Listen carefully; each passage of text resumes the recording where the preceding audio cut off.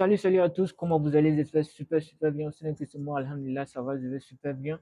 Donc, bienvenue dans cette vidéo où je vais vous présenter comment utiliser concrètement de manière efficace l'outil Fibonacci. Ok? Je vais vous montrer dans cette vidéo comment vous pouvez trader de manière efficace avec l'outil de Fibonacci, les retracements de Fibonacci, précisément avec l'outil de retracement de Fibonacci. Fibonacci a plusieurs outils. Il y a les retracements, il y en a plein en fait. Il y a les extensions et ainsi de suite. Je ne peux pas tous citer dans cette vidéo. Donc ici, c'est la question d'utiliser l'outil de retracement de Fibonacci. Pour ceux qui ne connaissent pas Fibonacci, Fibonacci, c'est juste un scientifique, ok, qui a fait ses preuves dans le passé. Je ne vais pas expliquer ici, je ne vais pas faire sa bibliographie, ou bien c'est quoi on dit encore. Donc, dans cette vidéo, il sera question de vous montrer concrètement comment on doit utiliser concrètement la manière efficace d'utiliser l'outil de retracement de Fibonacci. D'abord, pour ceux qui ne me connaissent pas, moi c'est Sohané Aboubakar, je suis trader indépendant il y a de cela 8 ans. Donc j'ai 8 bonnes années d'expérience dans le domaine du trading et je suis là pour vous partager mes expériences, mes vécus, mes connaissances, tout. Voilà, les meilleurs outils, tout ce que j'ai eu à expérimenter vous seront partagés sur cette chaîne. Sur ce que je peux juste vous demander, c'est de vous abonner, les gars. Voilà. Donc, sur ce, on est parti. Je vais essayer de vous montrer comment ça se passe. Je suis sur mon téléphone, ok. Donc, je vais vous partager ça. Nous allons essayer d'aller ensemble. Euh, voilà. Donc,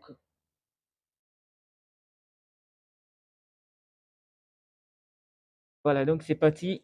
Je vais vous montrer comment vous pouvez utiliser l'outil de retracement de Fibonacci de manière efficace, concrète.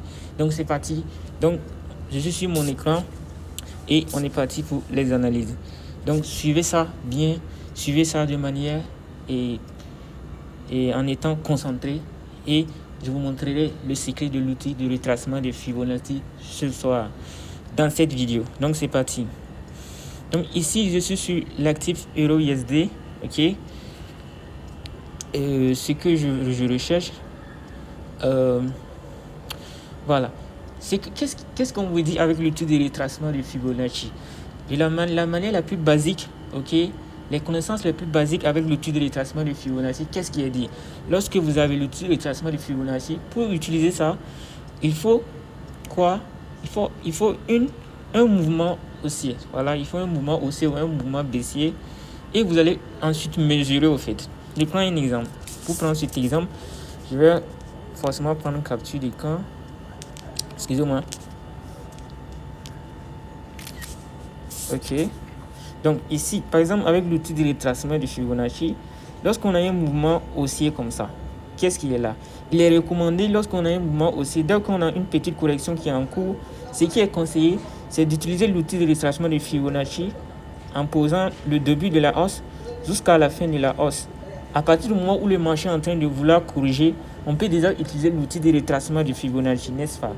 Maintenant, il y aura les niveaux Golden Zone, c'est-à-dire les niveaux Gold Zone, ok? Où c'est le niveau 600 et quelques, bon, 618, 0,618 je crois. Voilà, ou le niveau 50, voilà, la moitié d'une propulsion haussière ou d'une propulsion baissière. Donc, c'est-à-dire le niveau 50 sera V ici et le niveau 0, bon, le niveau 61 ou le niveau 70, qu'est-ce qu'on dit? Ok, ça sera vers ici au fait. Donc, ce qui est conseillé, c'est d'attendre que le marché retrace vers ici. Si ce mouvement qui va baisser est bien sûr un retracement pour ensuite partir dans la hausse. C'est ce qui est conseillé. Et maintenant, notre entrée se trouve au niveau de 50%, des 50, voilà, du niveau de 50% ou des 60, des 618, comme on le dit. Voilà, ça dépend en fait. D'accord? Nos entrées sont au niveau de ces niveaux-là pour continuer le mouvement de la hausse. Mais maintenant, avant d'utiliser l'outil de retracement de Fibonacci de cette manière, il est conseillé d'être sur la tendance. Voilà, et d'être sûr que le mouvement qui va venir, c'est un mouvement correctif. C'est un mouvement qui est en correction. Voilà, c'est en phase de correction, mais pas un mouvement qui va casser la structure, en fait. C'est-à-dire qu'il va continuer. Voilà, c'est de s'assurer que c'est une correction, mais pas une propulsion. Voilà. Et c'est difficile, on ne peut pas savoir si c'est une correction ou une propulsion. Donc bref, c'est de cette manière, il est conseillé d'utiliser l'outil de retracement de Fibonacci de manière générale avec quoi? Dans une tendance haussière. D'accord? Ensuite, pour la tendance baissière, je crois, je vais effacer ça, on va essayer de voir. Pour la tendance baissière, il faudrait avoir une baisse comme ça, n'est-ce pas? Un mouvement baissier comme ça. Et maintenant, ensuite, ce qu'il y a à faire, dès qu'on a une correction à la hausse, on place l'outil de retracement de Fibonacci au début de la hausse, de la baisse du moins, jusqu'à la fin de la baisse ici. Et ça va nous donner les niveaux importants, c'est-à-dire le 50 et le 69%. Et ce qui est conseillé, c'est d'attendre que le marché retrace vers ces niveaux avant de vendre ici. Ou ici précisément. Voilà, c'est-à-dire toute cette zone, c'est zone de vente en fait. N'est-ce pas? Voilà, c'est de cette manière que, de manière générale, il est conseillé de trader avec l'outil de retracement de Fibonacci. C'est-à-dire, dans tous les PDF, toutes les vidéos YouTube et autres patati. Donc, ça serait de cette manière que l'on va vous conseiller de trader avec l'outil de retracement de Fibonacci. Mais dans cette vidéo, ça ne serait pas le cas. Ce que je vais vous expliquer, c'est bien sûr, nous allons utiliser les retracements de Fibonacci, mais ça ne serait pas de cette manière. Je vous explique comment, ici, le secret de l'outil de retracement de Fibonacci. Et surtout, de cette manière d'utiliser l'outil de retracement de Fibonacci, elle est révolue. C'est-à-dire, bon, tout le monde connaît ça maintenant. Souvent, lorsque le marché arrive dans ces niveaux, ça pulvérise ça facilement, ça casse facilement. Mais la technique que je vais vous montrer dans cette vidéo, ce ne serait pas... Bon, ça... Dans 5 configurations, vous pouvez avoir 3 configurations qui vont bien donner. Voilà, et ainsi de suite. Et le plus important également, c'est que vous allez avoir une idée de là où le marché va se retourner également par rapport à l'autre au fait. Voilà, simplement par rapport à cette méthode simple de manière connue généralement. Ok, donc c'est parti. Je vous explique comment, personnellement, avec mes 8 ans d'expérience dans le domaine du trading, comment ce que j'ai découvert que l'on peut utiliser de manière efficace avec l'outil de retracement de Fibonacci. Par exemple, pour utiliser l'outil de retracement de Fibonacci, ok, la manière la plus efficace que j'ai eu à étudier dans mes recherches, c'est que, ok, avant d'utiliser l'outil de retracement de Fibonacci, il faut comprendre la structure. Ok, il faut comprendre la structure. Bien sûr, même de la manière générale, il faut également comprendre la structure. Mais regardez bien ici ce que je vais vous expliquer. Si vous voulez vendre, il faudrait avoir une structure. Le marché fait, je vais dessiner ça ici. Le marché a fait une hausse et ça a cassé le bas de structure ici. D'accord, je vais bien matérialiser ça. Ce bas de structure est pulvérisé par cette baisse du prix. Ok, ce qui est là, c'est qu'avec l'outil de retracement du Fibonacci, la manière la plus générale, il faudrait mesurer ça, n'est-ce pas? Il faudrait mesurer ce mouvement. Ok, le milieu c'est ici et le truc c'est ici. Mais ici, avec l'outil, le système que je vais vous montrer, ce n'est pas ça. Regardez, pour une baisse, ok, pour une baisse, dès lors qu'on a cette figure de une hausse, une baisse, cassure de structure, ce qui est conseillé, on ne va pas mesurer ce mouvement-là, mais on va plutôt mesurer ce mouvement-là. Je vais vous expliquer ça après. Donc, ce qui est conseillé ici, c'est de mesurer ce mouvement, c'est-à-dire du début ici à la fin ici. C'est une baisse, on cherche, hein, mais on va mesurer le mouvement de la hausse. On ne va pas mesurer le mouvement de la baisse. Est-ce que vous comprenez ici? De manière générale, il est conseillé de mesurer le mouvement de la baisse, n'est-ce pas?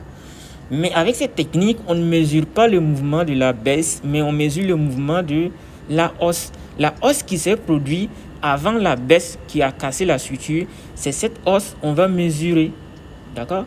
C'est cette hausse-là, le mouvement qu'on va mesurer, c'est ce mouvement-là. Mais il faut avoir ce mouvement d'abord. Ok? Il faut avoir une hausse et une baisse qui cassent la structure. D'accord? Donc, ce qu'on va faire, on va mesurer de la manière générale, ok? C'est-à-dire, on va mesurer le début à la fin ici, avec l'outil de retracement de Fibonacci. Là, nous aurons les niveaux 50 et 61% ici. Voir le niveau 30. C'est là-bas que si le marché retrace clairement pile poil, on pourrait avoir une vraie baisse au fait. On ne mesure pas ce mouvement-là. Attendez, je vais voir si je vais changer de couleur, quoi. Je peux changer de couleur, mais je ne veux pas mélanger les choses. Ok, je vais voir la couleur. Bon, non, restons avec ça. Voilà, ce mouvement-là, au fait. Ce mouvement de la baisse là, on ne mesure pas. On ne mesure pas ce mouvement. C'est ce mouvement de la hausse là qu'on va mesurer pour avoir ces niveaux là. C'est là-bas nous allons essayer de chercher des ventes. Également, si nous vendons là-bas, il y aura un niveau qui va nous indiquer vers quel niveau le marché pourra repartir dans la hausse.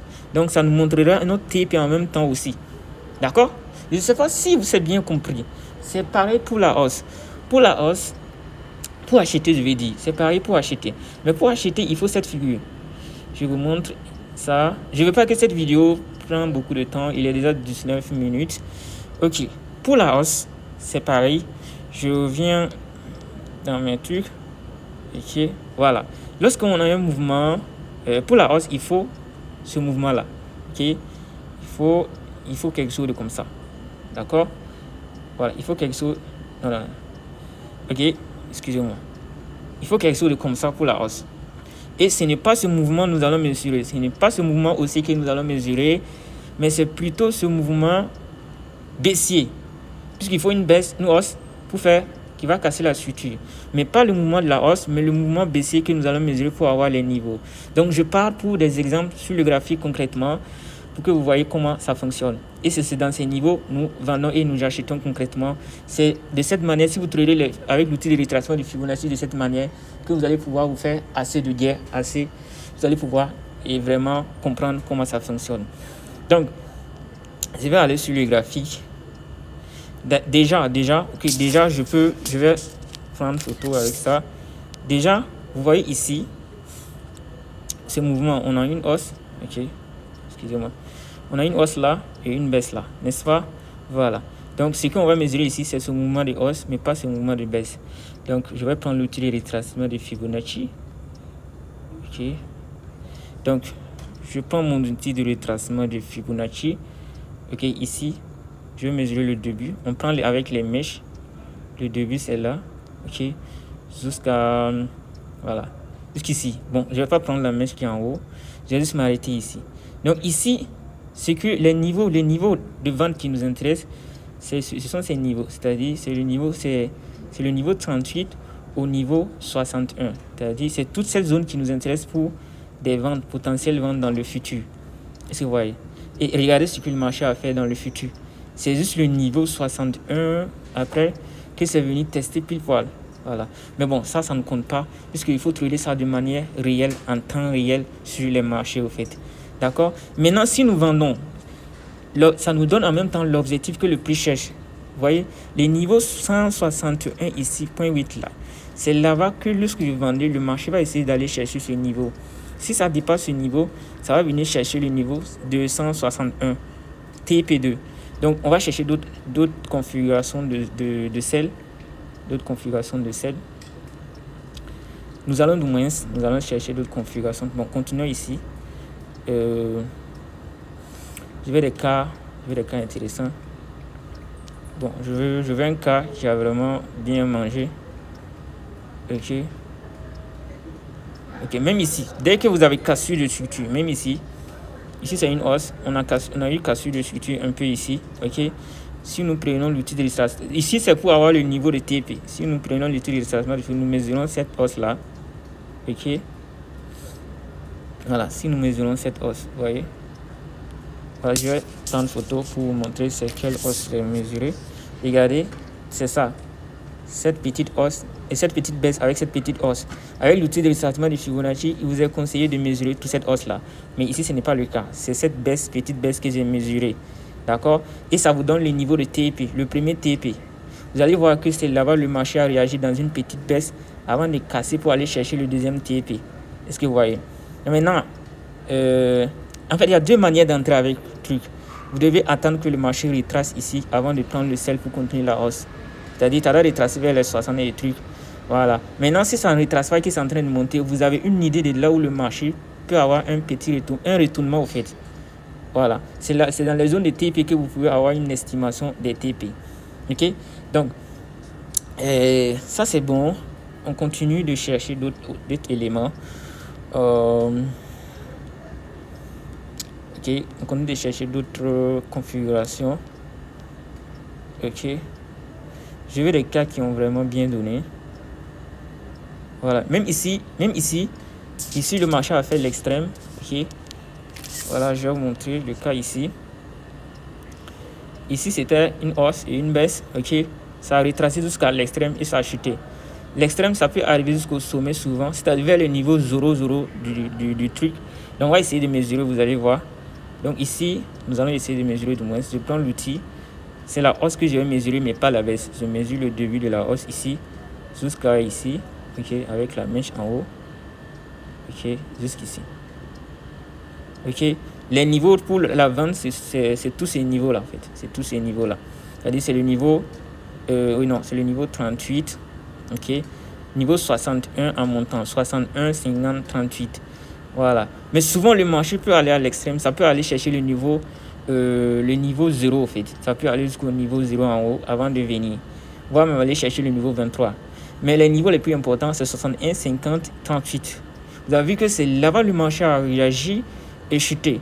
Mais je vous montre pourquoi ne pas mesurer la baisse. Pourquoi, si on mesurait la baisse, ça allait beaucoup nous coûter cher. Ça allait beaucoup nous coûter la kiné. Regardez. Si on allait mesurer la baisse, regardez là où on allait prendre l'entrée. Regardez. Regardez là où on allait prendre l'entrée. Je prends. C'est la baisse, non? On va mesurer la baisse ici. Avec l'outil de retracement de Fibonacci. On mesure la baisse ici. Regardez là où on allait prendre l'entrée. Avec le niveau 50. Le niveau 50, c'était ici. Qu'est-ce que le marché a? Le marché a essayé d'induire les gens en erreur là-bas. Ça a essayé de faire fake out. Ça a testé, ça a essayé de faire comme ça, chuter. Ça a boum, c'est monté. Ensuite, le niveau 61, c'est ici. Ça a essayé de réagir. Boum, ça a cassé. Mais regardez avec de la manière, avec ma technique, comment vous pouvez avoir une précision par rapport à si vous mesurez de la manière normale, en fait. Ça, ce sont des cas, le marché n'est pas bon, les configurations ne sont pas bonnes. Sinon, il y a souvent des cas vraiment tellement clairs, voilà, qu'on n'a pas besoin même de